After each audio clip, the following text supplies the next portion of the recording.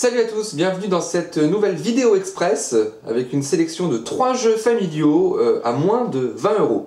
On a 1000 sabords qui est un jeu de dés ainsi que Wasabi et on a le petit jeu Gold qui est un jeu de memory où il va falloir se mettre un petit peu sur la tronche pour pouvoir l'emporter. On commence tout de suite avec Gold.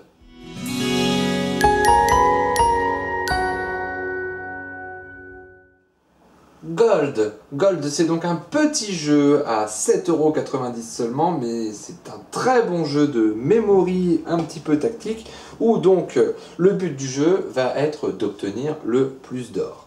Chaque joueur va incarner donc un mineur qui va avoir une couleur. Donc on a 5 couleurs, et chaque joueur prend une carte mine pour se souvenir de sa couleur. Imaginons que je suis le joueur rouge, à mon tour de jeu, je vais retourner 2 cartes au hasard. Il y a plusieurs possibilités. Si je retourne une pièce d'or et une autre pièce d'or, il ne se passe rien. Les pièces d'or ont une valeur de 1 à 4. Si je retourne une pièce d'or avec un chercheur d'or qui a une valeur inférieure, il ne se passe rien non plus. Les 2 cartes sont remises face cachée. Là commence à rentrer le jeu de mémoire, se rappeler où sont nos chercheurs d'or et où sont les pièces intéressantes. Enfin, si je retourne... Alors je vais prendre celle-ci. Un chercheur d'or avec une valeur similaire ou supérieure à une pièce d'or. La pièce d'or est pour moi et le chercheur d'or est défaussé. J'ai donc rapporté 3 pièces d'or grâce à mon chercheur d'or. Oui, mais je suis rouge. Et si je retourne une pièce d'or et un chercheur d'or supérieur d'une autre couleur, et bien malheureusement, la pièce d'or va au joueur de la couleur concernée. Attention donc aux pièces que l'on va retourner. Les autres cas de figure, si je retourne un chercheur d'or avec un autre chercheur d'or qui a une valeur inférieure, le chercheur d'or qui a une valeur inférieure est éliminé.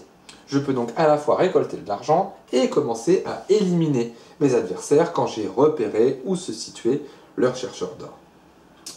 Le chercheur d'or 5 est le chercheur d'or le plus fort, il peut donc éliminer les chercheurs d'or plus faibles. Le seul moyen d'éliminer un chercheur d'or niveau 5, c'est soit de lui faire récolter une pièce pourrie, une pièce de 1. Donc là, malheureusement, le joueur orange va récolter une pièce, mais il ne va récolter une pièce que de 1 avec un chercheur d'or 5. Son chercheur d'or est défaussé.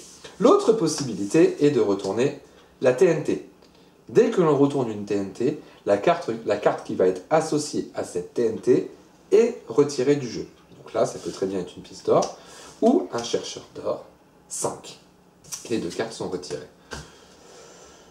Le jeu va... Voilà, les cartes vont disparaître au fur et à mesure, les joueurs vont récolter de l'argent, c'est le joueur qui a le plus d'argent en fin de partie qui la remporte. Donc Gold, c'est à la fois un jeu de mémoire et c'est aussi un jeu stratégique où il va falloir repérer les cartes des adversaires, les éliminer pour pouvoir avoir le plus d'argent. Quelques petites fourberies au sein de la mine d'or. Voilà pour Gold.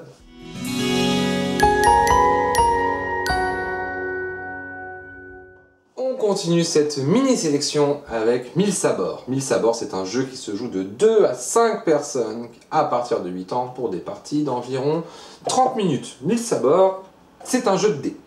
Le but du jeu va être d'avoir 6000 points en premier. Pour avoir 6000 points, il va falloir faire des combinaisons de dés.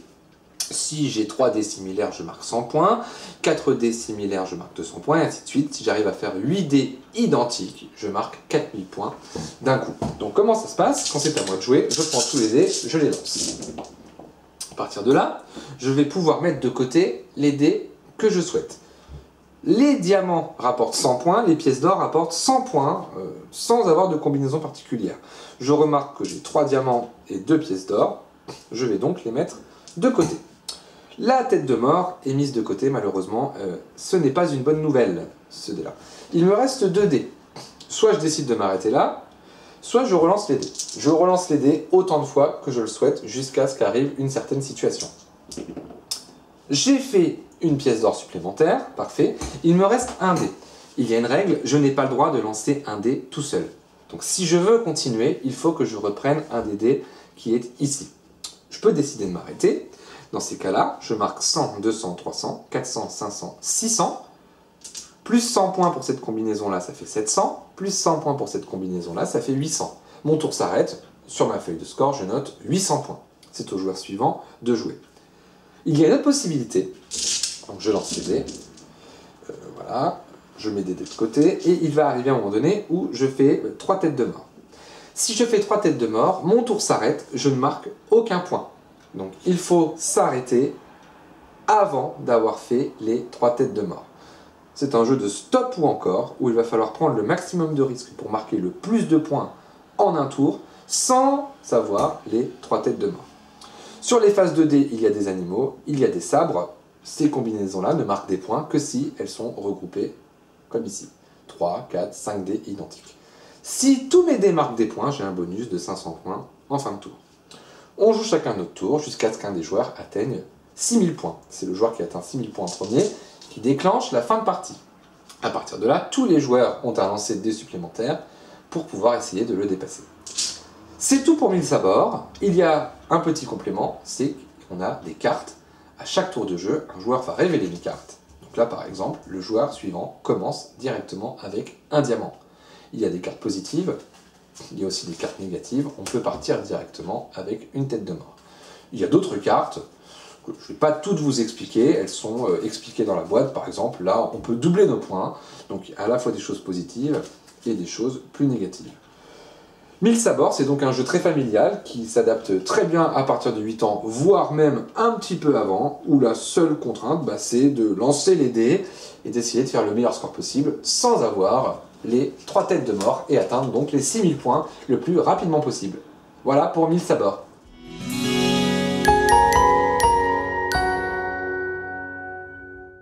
On termine cette mini-sélection avec Wasabi. Wasabi, c'est également un jeu de dés à partir de 8 ans, voire même un petit peu avant, qui se joue de 2 à 6 joueurs, d'une durée d'environ 20 minutes. Dans Wasabi, le but du jeu va être de se débarrasser de ces dés le plus rapidement possible. Le premier joueur à n'avoir plus de dés déclenche la fin de partie, il gagne automatiquement. À notre tour de jeu, on va lancer les dés qui se présentent devant nous. Donc là, on est dans une configuration à 4 joueurs. Je lance mes dés, je vais regarder les différentes faces de mon dé. Ça tombe bien, il y a 3 faces différentes et je viens de faire les 3 faces différentes.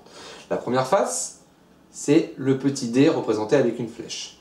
Je vais pouvoir donner ce dé-là au joueur de mon choix. Par exemple, à ce joueur-ci.